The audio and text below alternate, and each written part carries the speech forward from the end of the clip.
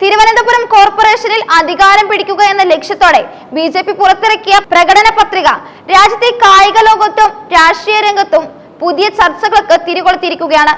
2036 Olympics ഗെയിമുകൾക്ക് Thiruvananthapuram ഒരു വേദിയായിരിക്കുമെന്നാണ് പത്രികയിലെ ഏറ്റവും പ്രധാനപ്പെട്ടതും കൗതുകകരവുമായ വാഗ്ദാനം.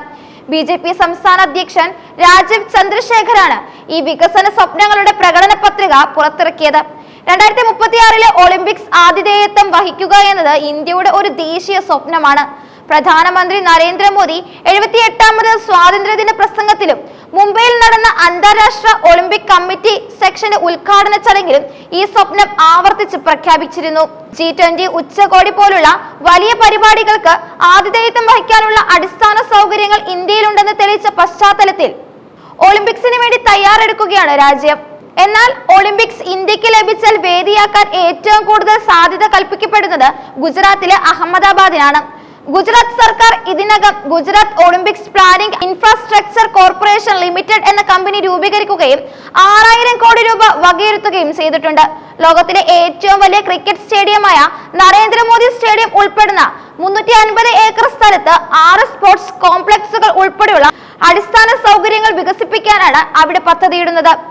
ഇന്ത്യയെ കൂടാതെ ഇന്തോനേഷ്യ, ഖത്തർ, സൗദി അറേബ്യ, തുർക്കി തുടങ്ങിയ ഒട്ടേറെ രാജ്യങ്ങൾ 2036 ഒളിമ്പിക്സിന് ആതിഥേയത്വം വഹിക്കാൻ അപേക്ഷ നൽകിയിട്ടുണ്ട്. വേദികൾ മാത്രമാണ് അന്താരാഷ്ട്ര ഒളിമ്പിക്സ് കമ്മിറ്റി ഇതുവരെ പ്രഖ്യാപിച്ചിട്ടുള്ളത്. ഈ സാഹചര്യത്തിൽ ഇന്ത്യക്ക് ഒളിമ്പിക്സ് ലഭിക്കുമോ എന്ന കാര്യത്തിൽ പോലും തീരുമാനമാകാതിരിക്കെ തിരുവനന്തപുരത്ത് ഒരു വേദി ഉറപ്പാക്കുമെന്ന ബി.ജെ.പിയുടെ പ്രഖ്യാപനം വലിയ രാഷ്ട്രീയ കൗതുകം ഉണർത്തിയിരിക്കുകയാണ്. കേന്ദ്ര സർക്കാർ സമ്മർദ്ദം ചെലുത്തി ഇതിനായി പ്രവർത്തിക്കുമെന്നാണ് ബി.ജെ.പിയുടെ വാഗ്ദാനം. ഒളിമ്പിക്സ് വാഗ്ദാനത്തിന് പുറമെ തിരുവനന്തപുരത്തെ ഇന്ത്യയിലെ ഏറ്റവും മികച്ച 3 നഗരങ്ങളിൽ ഒന്നായി 2030 മാറ്റുമെന്നും പ്രകടന പത്രിക ഉറപ്പു നൽകുന്നു. വികസനം ലക്ഷ്യമാക്കി പ്രവർത്തിക്കുന്ന ഒരു ഭരണ സംവിധാനം കോർപ്പറേഷനിൽ നിലവിൽ വരുമെന്നും വിഴിഞ്ഞം തുറമുഖത്തെ ഗേറ്റ് വേ തുറമുഖമാക്കി മാറ്റുമെന്നും രാജീവ് ചന്ദ്രശേഖർ വ്യക്തമാക്കി. തിരുവനന്തപുരം നഗരത്തെ സാധ്യതകളുടെ ഹബ്ബായി മാറ്റുമെന്നും അദ്ദേഹം കൂട്ടിച്ചേർത്തു.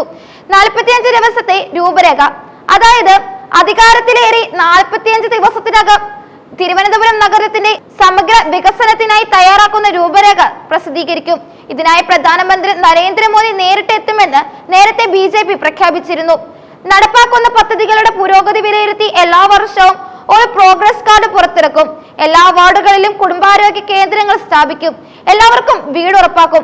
ബി.ജെ.പിയുടെ ഈ പ്രകടന പത്രികയെ ഭരണ പ്രതിപക്ഷ കക്ഷികൾ ശക്തമായി വിമർശിച്ചു. ഇന്ത്യയിൽ ഒളിമ്പിക്സ് ലഭിച്ചാൽ അത് അഹമ്മദാബാദിലായിരിക്കുമെന്ന ഈ സാഹചര്യത്തിൽ തിരുവനന്തപുരത്ത് ഒളിമ്പിക്സ് വേദി ഉറപ്പാക്കുമെന്ന വാഗ്ദാനം കേവലം വായിൽ വരുന്നത് കോതയ്ക്ക് പാട്ട് എന്ന രീതിയിലുള്ള പൊള്ളായ പ്രഖ്യാപനങ്ങളാണെന്ന് LDF-ഉം UDF-ഉം ആരോപിച്ചു. തിരുവനന്തപുരം കോർപ്പറേഷൻ ഭരണം പിടിക്കാൻ ബി.ജെ.പി. നടത്തുന്ന തീവ്ര ശ്രമങ്ങളുടെ ഭാഗമായി അസംഭവ്യമായ കാര്യങ്ങൾ വരെ ജനങ്ങളെ ആകർഷിക്കാനായി പ്രകടന പത്രികയിൽ ഉൾപ്പെടുത്തിയിരിക്കുകയാണെന്നാണ് വിമർശനം. മറ്റൊരു നഗരത്തിന് വേണ്ടി കേന്ദ്രം 6000 കോടി രൂപ വകയിരുത്തി പദ്ധതികൾ ആസൂത്രണം ചെയ്യുമ്പോൾ കോർപ്പറേഷൻ അധികാരം ലഭിച്ചാൽ തിരുവനന്തപുരത്തിന് വേണ്ടി കേന്ദ്ര സർക്കാർ സമ്മർദ്ദം ചെലുത്തുമെന്ന വാഗ്ദാനം എത്രത്തോളം പ്രായോഗികമാണ് എന്നും ചോദ്യം നിലനിൽക്കുന്നുണ്ട്. തിരുവനന്തപുരം കോർപ്പറേഷനിലെ വോട്ടർമാർ ഈ വാഗ്ദാനങ്ങളെ എങ്ങനെ സ്വീകരിക്കും എന്നതിനെ ആശ്രയിച്ചിരിക്കും ഈ പ്രകടന പത്രികയുടെ രാഷ്ട്രീയ ഭാവി. തിരുവനന്തപുരം കോർപ്പറേഷനിൽ അധികാരം പിടിക്കുക എന്ന ലക്ഷ്യത്തോടെ ബി.ജെ.പി. പുറത്തിറക്കിയ പ്രകടന പത്രിക രാജ്യത്തെ കായിക ലോകത്തും രാഷ്ട്രീയ രംഗത്തും പുതിയ ചർച്ചകൾക്ക് തിരികൊളുത്തിയിരിക്കുകയാണ്.